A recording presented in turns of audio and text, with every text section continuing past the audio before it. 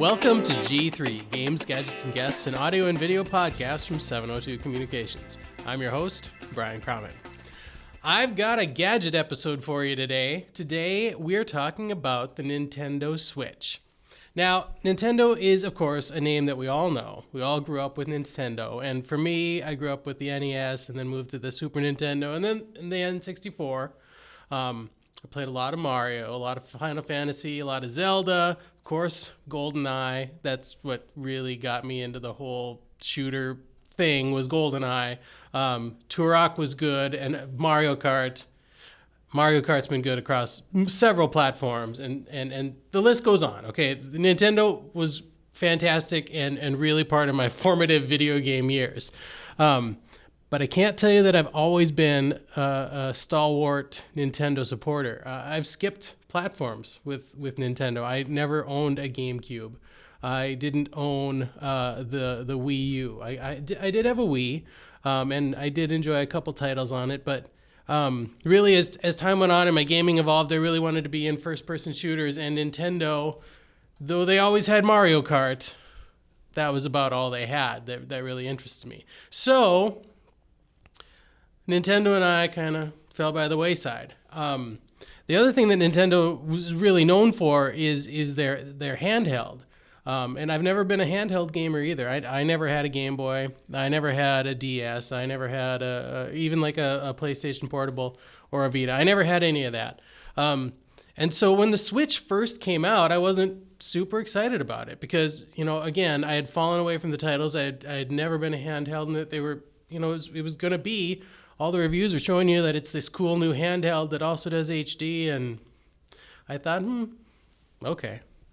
Except then all of a sudden, they were sold out everywhere and back-ordered everywhere. And everyone was talking about the Switch, and everyone was talking about how cool it was going to be, and everybody was talking about how they really needed to get their hands on one. And so, as that marketing buzz works, it worked on me. And suddenly I was curious, and I kind of wanted one. And then we picked up a couple games for the time that I'd get actually a Switch console in my hand. And then one day, fate dropped one in my lap, and I've been playing it here and there ever since. I can't tell you I've abandoned all my other platforms for the Switch. But hey, it does have some pros. So let's take a look here at the Nintendo Switch. The Switch itself, we're not going to do a whole unboxing here. The box is here. I've got all the parts here. But the Switch itself is just this tablet. If you've owned a Kindle or a Amazon Kindle Fire, it's about that size. It weighs about 2/3 of a pound, so it's got a little bit of heft to it, but not a bad little unit. It feels solid. It feels good.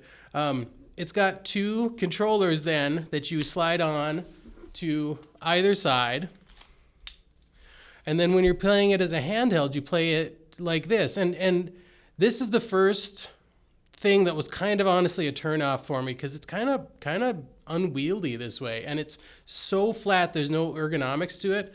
After I've played for a while, I can feel a little bit of strain on the sides of my hands and stuff because I'm not used to that being not a handheld gamer. But the cool thing about the Switch is you don't have to be a handheld gamer to enjoy the Switch. You can pop these controllers back out, and you can pop the whole unit into the dock. And then you've got a couple options for these guys. You can either pop both of them into this handy-dandy controller. It's actually the Joye Con Grip is what it's called if you want to be technical about it. And then you've got a full controller. I mean, the form factor is a little bit different than you're probably used to, but all the buttons are basically where you expect them to be.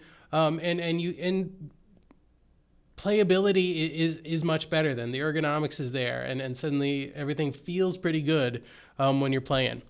The other cool thing about these Joy-Cons, as they're called, is you can use either of these on their own. So you've got these additional tops with the straps that click on there, and then they add a couple buttons so that you can effectively use the two that come with the Switch to play multiplayer games.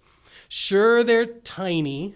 I honestly, I really didn't like the Wii controllers when you were using them in horizontal either, just because they don't feel as good as the NES and SNES controllers did in that orientation. But we were playing earlier some Mario Kart with these, and they're definitely passable. So you get a couple controllers. So out of the box, if you've got a game that you want to play multiplayer, you can bring it home and you can play. The one other thing, I go back to the Wii. I like the Wii because out of the box, the Wii came with some games, so you could play. A couple different Wii games using the Wii Sports and stuff.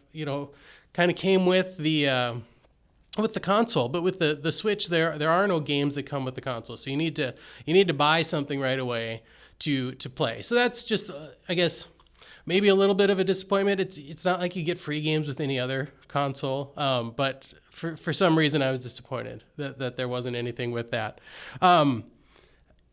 There obviously are reviews out on the internet. Anytime that you're talking about a tablet or a handheld type game or device, you're going to be talking about battery life. Battery life on the Switch isn't fantastic, but most other handhelds aren't playing at 720p either, which the Switch does. So if you're playing Zelda, you can get probably 2.5, maybe 3 hours out of a charge. But it does charge fairly quickly then. So that's just something to be aware of. It does come with 32 gig of individual storage or internal storage, and there is a slot to add storage to it if you like. Hooking it up to Wi-Fi, which is really the only way it hooks up. There are dongles, I guess, that you can add to attach Ethernet cables, but it's Wi-Fi. It's supposed to be Wi-Fi. It hooks up pretty seamlessly. I didn't have any trouble hooking that up. Like I say, it is 720p on this screen. Once you plug it into the dock and plug it in HDMI then to your TV, it does say that it does 1080.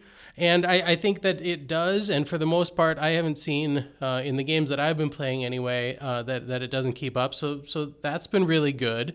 The games that come with it they're just tiny little things too.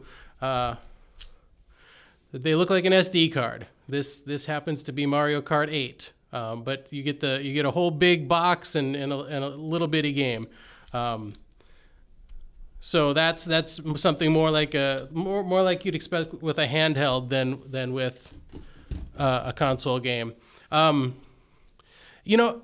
So do I have any other concerns? No, not really. It's Nintendo, and it's got, of course, the titles that you expect with it with Nintendo. So Mario Kart.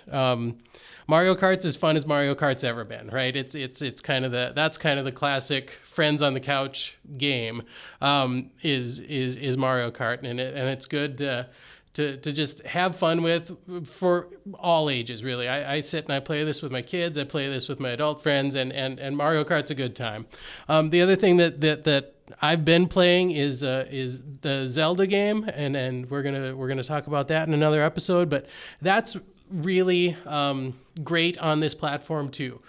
So Nintendo has taken advantage of some of their classic, well-known titles and the new hardware and all the graphics and everything they put into that console to really make the most of their established franchise. So I think that's great. I think it remains to be seen if they're going to continue to have titles that can really put the Switch up there and keep it competing with the likes of the Xbox One and with the PlayStation 4. But Nintendo doesn't really seem to be that worried about titles because they've got their core, and they've got a good following, and clearly if the Switch has been sold out for as long as it has been and back ordered and everybody's still trying to get their hands on it, there is demand. So like I say, I don't see myself ditching my PC gaming. I don't see myself ditching my my PS4 or anything like that to exclusively play on the Switch. But if you're a fan of Nintendo, if you've been, holding out, if you maybe didn't have a Wii U, something like, if you're in the same shoes I was, where you had a Wii and you had some fun with it, you didn't go with the Wii U, but you're thinking about the Switch. Honestly, I don't have any reservations. If you use it in a home environment, they've got the controller set up that's going to make it good for you. If you're if you're a handheld gamer, you're going to want to pick one of these up probably before you pull the trigger on it, just to see if that weight and that orientation really works for you. Because like I say, it didn't work for me. So. If you're a big handheld gamer, I don't know if that's the right form factor for you, but go ahead, try it out. Like I say, it does a good job with what it does. I did mention a couple games, and I think that I've had enough fun with each of those games that rather than give you just a little tease of a little bit, we're going to go ahead and do some episodes on those games. So stay tuned for the upcoming episodes where we're going to talk about Mario 8 and Breath of the Wild as well. So that's it. That's my review for the Nintendo Switch. I hope you enjoyed it. I hope you found it interesting. If you hadn't gotten your hands on a Switch, if you happen to find one in the store, it might be worth picking up because they still are a little bit hard to find. As always, if you like this episode, please tell your friends about us. Please like, subscribe. We are everywhere you need us to be. We're on SoundCloud. We're on Stitcher. We're in the iOS store. We're YouTube, Facebook, all the places. So like us, follow us, all those places. And until next time, I'm Brian Crommett. This is G3. Game on.